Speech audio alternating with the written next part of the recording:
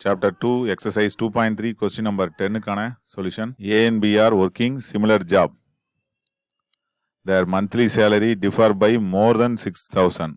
More than 6,000. Their monthly salary differs. யாரு கூட வாங்குறாங்கன்னு தெரியல. ஏவா பியான்னு தெரியல. B earning 27,000 rupees per month. B ஓட salary கொடுத்துட்டாங்க. A ஓட salary தான் தெரியல.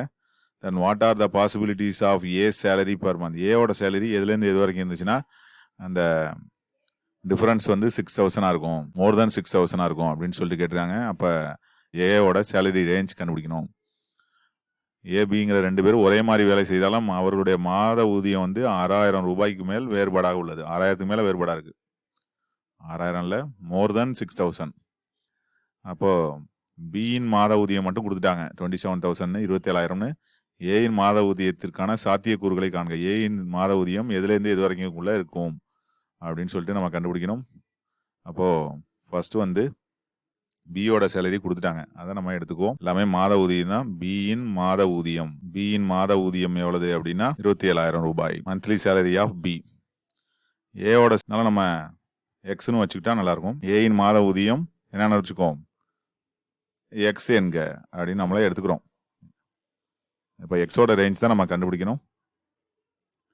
வித்தியாசம் எவ்வளவு, டிஃபரன்ஸ் இன் த மந்த்லி இன்கம். டிஃபரன்ஸ் வந்து எவ்வளோ கொடுத்தாங்க, மோர் தென் 6,000. அப்போ டிஃபரன்ஸ் மோர் தென் 6,000, 6,000 விட அதிகம் எப்படி போட்டுக்கிறோம். வித்தியாசம் என்பது 6,000 விட அதிகம் அப்படிங்கிறத நம்ம எடுத்துக்கிறோம்.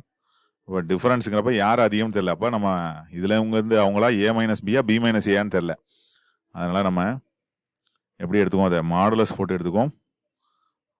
அப்போது எக்ஸ் மைனஸ் 27,000 கிரேட்டர் தென் 6,000. இதுலேருந்து எக்ஸ் கண்டுபிடிச்சோம்னா நமக்கு என்ன கிடச்சிரும், ஏயின் மாத ஊதியத்துக்கான சாத்தியக்கூறுகள், அதாவது ரேஞ்ச் ஆஃப் எக்ஸ், அதாவது ஏயோட மாத ஊதியம், ஏயோட சேலரி ரேஞ்சு நமக்கு கிடச்சிரும். இப்போ கிரேட்டர் தென் வந்திருக்கு. இதை எப்படின்னா பண்ணலாம், நம்ம ஏற்கனவே பார்த்துருக்குறோம். Modulus of X greater than ஆர்னா அதை எப்படி எழுதலாம், minus R greater than X greater than ஆர்னு எழுதலாம் அப்படின்னு பார்த்துருக்கோம். அதை இங்கே யூஸ் பண்ணுவோம். இப்போ minus 6,000 greater than X minus 27,000 greater than 6,000. எல்லாத்துலேயும் 27,000 ப்ளஸ் பண்ணோம்னா நடுவில் இருக்கிறது கேன்சல் ஆகிடும். அப்போ ஆடு 27,000, 27,000 கூட்ட எல்லாத்துலேயும் கூட்டுறோம். இப்போ 27,000 ஆட் பண்ணுறோம். Minus 6,000 greater than minus 27,000 plus 27,000 greater than 6,000 plus 27,000. இப்போ 27ல் 6 போயிட்டுனா 21. அப்போ 21,000 greater than இதில் இது ரெண்டும் கேன்சல் ஆகிடும். வெறும் எக்ஸ் மட்டும் தான், அதுக்காக தான் நம்ம ஆட் பண்ணோம். greater than 27 6 33. அப்போ 33,000. இதை நம்ம பார்த்தோம்னா எப்படி இருக்குது, இதை தனியாக எடுத்துக்கணும்.